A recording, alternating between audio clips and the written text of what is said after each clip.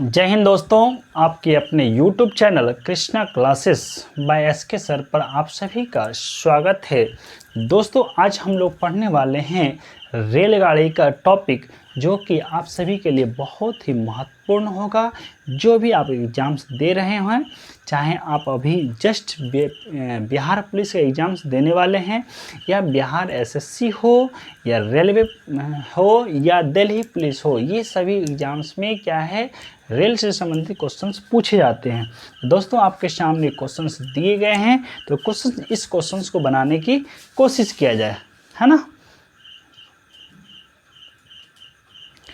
ठीक है दोस्तों, क्वेश्चंस दिया है 126 मीटर तथा 114 मीटर, 126 मीटर तथा 114 मीटर लंबी दो रेलगाड़ी विपरीत दिशा से क्रमानुसार 30 किलोमीटर पर घंटा और 42 किलोमीटर पर घंटा अर्थात पर आवर की चाल से जा रही है।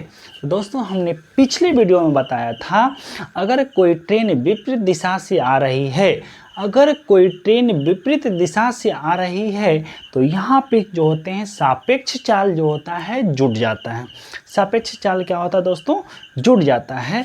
तो इसका मतलब हो गया, कोई ट्रेन इधर से आ रही है और कोई ट्रेन इधर से आ रही है, तो आप सभी को पता होगा कि जल्दी दोनों क्या है, मिल जाती है। इसका मतलब हो गया, जब दोनों, एक उधर से आएगा, एक आप इधर से जा रहे हैं, तो दोनों ट्रेन जल्दी से मिल जाती है। इसका मतलब सापेक्ष चाल क्या होता है, जुड़ जाता है। तो सापेक्ष चाल जो निकल के आएगा, दोस्तों, कितना आ जाएगा, 30 प्लस में 42, टोटल मिला के 72 किलोमीटर पर घंटा हो जाएगा। तो 72 किलोमीटर पर घंटा को हमने किलोमीटर प्रति घंटा को मीटर प्रति सेकंड में बदल लेते हैं। तो इसी 72 को बदलना है मीटर प्रति सेकंड में, तो 5/18 से गुना कर लेते हैं। कितना से? 5/18 से। इस 18 से कटेगा 4 बार में, तो यहाँ से निकल के आएगा 20 मीटर प्रति सेकंड। ये जो आएगा, दोनों ट्रेन का सापेक्ष चाल जब एक दूसरे के विपरीत दिशा से आएगी, तो ये निकल के आ रहा है। ठीक है। उसके बाद बोल रहा है, मिलने के कितने समय बाद वह एक दूसरे को पार कर लेगी। दोस्तों, आप सभी को पता होगा, जब ये ट्रेन है और दूसरा इस ट्रेन को पार करते हैं, तो ये दोनों ट्रेन मिल जाती है, और मिलने के बाद जब ये एक दूसरे को लास्ट बोगी पार करती है, तभी दोनों ट्रेन एक दूसरे को पार करती है। इसका मतलब हो गया, जो टोटल दूरी हो जाएगा, दूरी कितना होगा, तो दोनों ट्रेन की जो दूरी होगा, दोनों ट्रेन की जो लंबाई होगा, वही उसका दूरी हो जाएगा। तो पहला ट्रेन की लंबाई 126, दूसरे ट्रेन की लंबाई 114, दोनों को जोड़ दिए तो दोस्तों 240 मीटर लंबाई हो जाता है। अर्थात दोनों ट्रेन की लंबाई जो हो जाएगा 240 हो जाएगा। सही है। अब बात करते हैं, जब दोनों ट्रेन मिल गई, तो दोनों ट्रेन की लंबाई कितना हो गई, 240, और चाल निकल के कितना आया है दोस्तों, मीटर प्रति सेकंड में। और बात करते हैं तो 20 आ गया, है ना। तो समय बराबर आप सभी को पता है, समय बराबर जो निकल के आता है, समय बराबर, इसका रिजल्ट हम लोग यहाँ सामने लिख रहे हैं। समय बराबर जो होता है दोस्तों, दूरी और बटे में क्या होता है, चाल होता है। क्या होता है, दूरी अपॉन में चाल, अर्थात डिस्टेंस अपॉन में स्पीड होता है। क्या होता है, डिस्टेंस अपॉन में क्या होते हैं, स्पीड होते हैं। भाई, डिस्टेंस 240 निकल के आ गया, दोनों ट्रेन की जो दूरी हो गया, दोनों ट्रेन की जो लंबाई हो गया, 240 आ गया। अब बटे में जो चाल निकल के आया है, भाई कितना निकल के आया है, 120 निकल के, सॉरी 120 नहीं, 20 आया है ना। तो 20 कर देते हैं। ठीक है। ये कट जाएगा कितने बार में, 12, अर्थात यह 12 सेकेंड में जो है, एक दूसरे ट्रेन जो होती है, एक दूसरे को पार कर जाती है। यह बात शायद समझ में आ गया होगा। तो इसका रिजल्ट कितना हो जाएगा, 12 सेकेंड हो जाएगा। ठीक है। अब बात करते हैं दूसरा क्वेश्चन, अब आपके सामने है दोस्तों, इसे बनाने की कोशिश किया जाए। तो अगला क्वेश्चन है, एक रेलगाड़ी है, 120 मीटर लंबे प्लेटफॉर्म को 12 सेकेंड में पार करती है, तथा एक खंभे को 2.2/5 अर्थात 2 सही 2/5 सेकेंड में रेलगाड़ी की चाल क्या है तथा उसकी लंबाई क्या है। दोस्तों शायद हमने पहले वीडियो में बताया था, अगर कोई ट्रेन किसी खंभे को पार करती है, किसी व्यक्ति को पार करती है, किसी वृक्ष को पार करती है या किसी भी पोल को पार करती है, तो ट्रेन स्वयं अपनी दूरी पार करती है ना। ट्रेन स्वयं अपनी दूरी पार करती है। साथ ही साथ हमने बोला था, जब कोई ट्रेन किसी प्लेटफॉर्म को पार करती है, किसी यार्ड को पार करती है या किसी अन्य रेलगाड़ी को पार करती है या किसी पुल या पुलिया को पार करती है, तो ट्रेन खुद अपनी लंबाई, साथ में प्लेटफॉर्म की लंबाई या यार्ड की लंबाई या कोई अन्य ट्रेन की लंबाई या किसी पुल या पुलिया की लंबाई को पार करती है। सही है। यहाँ हम लोग बात करते हैं दोस्तों, यहाँ पे बात होगा, एक रेलगाड़ी 120 मीटर लंबे प्लेटफॉर्म को 12 सेकंड में पार करती है। ट्रेन की लंबाई हमें मालूम नहीं है दोस्तों, तो ट्रेन की लंबाई हम कितना कर लेते हैं, x मान लेते हैं। ठीक है, अभी 120 मीटर लंबे प्लेटफॉर्म को पार करना है, तो साथ में दोनों का दूरी जुट जाएगा, दोनों का दूरी जुट जाएगा, 120 हो जाएगा। सही है। और समय कितना है, 12 सेकंड में। तो शायद यह आपको समझ में आ रहा होगा कि भाई चाल बराबर जो फार्मूला होता है, दूरी बटे समय होता है। ठीक है, दूरी बटे समय। तो टोटल दूरी x + 120, ये भी मीटर में, ये क्या है, सेकंड में। तो ये हो गया चाल। दूसरा चाल कह रहा है क्या कि तथा एक खंभे को 2.2/5, खंभे को 2.2/5 का मतलब हो गया ट्रेन खुद अपना दूरी पार कर रही है। मान लीजिए ये ट्रेन है दोस्तों, अगर कोई व्यक्ति खड़ा है या खंभा खड़ा है, तो ट्रेन का इंजन यहाँ से प्रवेश करेगा और इंजन लास्ट यहाँ बोगी जब निकल गया तो खंभा को दूरी को नगण्य माना जाता है, अर्थात 0 माना जाता है। तो यहाँ से बात करते हैं, ट्रेन अपनी खुद दूरी अर्थात ट्रेन की लंबाई कितनी है, x है, और ये समय अर्थात बोल रहा है 2.2/5 को 12/5 अर्थात 12 नीचे में और ऊपर 5 चला जाएगा। ये भी चाल दोनों इक्वल हो जाएगा, कोई दिक्कत नहीं। अब बात करते हैं, 12 से 12 कट जाएगा, है ना। अब 12 से 12 कट जाएगा, x + 120 अपॉन बराबर में कितना जाएगा, 5x हो जाएगा। कितना हो जाएगा दोस्तों, 5x हो जाएगा। इस x को इधर ले लेते हैं तो यहाँ निकल के आएगा 4x = 120, तो x बराबर निकल के आएगा 30। ट्रेन की लंबाई जो निकल के आया दोस्तों, क्या निकल के आया, तो 30 मीटर निकल के आया। कितना निकल के आया, 30 मीटर निकल के आया, है ना। ट्रेन की लंबाई कितना निकल के आया, 30 मीटर निकल के आया। अब यहाँ से पूछा क्या है, उसकी चाल भी पूछ लिया है। चलो भाई हम लोग चाल भी निकाल लेते हैं। तो चाल बराबर क्या होता है, दूरी बटे समय होता है, दूरी बटे समय होता है ना। तो x लंबाई निकल गया कितना, 30, और दूरी कितना हो जाएगा, अब जाकर टोटल दूरी क्या हो जाएगा, टोटल दूरी से ही निकाल लेते हैं। अब यहाँ से दोस्तों आएगा चाल बराबर, हम लोग लिखेंगे चाल बराबर दूरी अब बटे में समय, है ना। दूरी कितना हो जाएगा, 30 मीटर, ये कहीं भी रख लेते हैं। x बटे 12 गुना 5 करेंगे तो भी निकल के आ जाएगा, या x + 120 बटे 12 करेंगे तो भी निकल के आ जाएगा। सही है।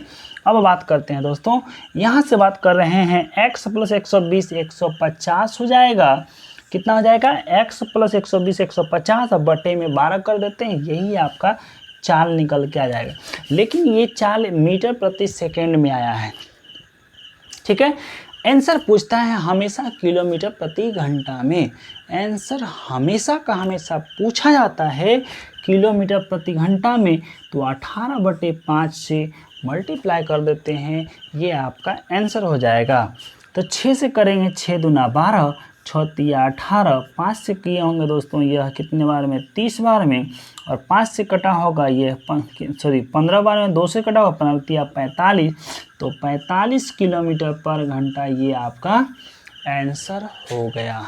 ठीक है, ये आपको अच्छे तरीके से समझ में आ गया होगा। चलिए अब इस क्वेश्चन का सॉल्यूशन करते हैं। तो पहले हम इसे हटा लेते हैं, अपना स्पेस बना लेते हैं, है ना। चलिए दोस्तों, ये आपके सामने अब अगला क्वेश्चन आ चुका है। क्वेश्चन है भाई, 100 मीटर लंबी रेलगाड़ी, 100 मीटर लंबी रेलगाड़ी है। ये आपके सामने एक रेलगाड़ी है और इसकी लंबाई 100 मीटर है और अपनी विपरीत दिशा से आ रहा है 5 किलोमीटर प्रति घंटे की चाल से अपनी ओर आते हुए एक व्यक्ति, कोई व्यक्ति है ना, कोई व्यक्ति है और निकल के इसकी चाल कितना है भाई, 5 किलोमीटर पर घंटा है। कितना है, 5 किलोमीटर पर घंटा है। पार 6 सेकंड में कर जाती है। तो यहाँ से शायद हमने अभी जस्ट पहले बताया कि कोई ट्रेन अगर किसी व्यक्ति को पार करती है, इसका मतलब ट्रेन खुद अपनी दूरी पार करती है। ठीक है, और सापेक्ष चाल क्या होगा, जब विपरीत दिशा से आएगा तो जुट जाएगा। तो ट्रेन की चाल जो हो जाएगा, चाल बराबर हम मान लेते हैं किसका, ट्रेन का, है ना, किसका दोस्तों, ट्रेन का। तो ये चाल मान लेते हैं x किलोमीटर प्रति घंटा। इतना हमने लेट तो है ना वैल्यू मान लिए, x किलोमीटर पर घंटा। ठीक है, सही है कि नहीं।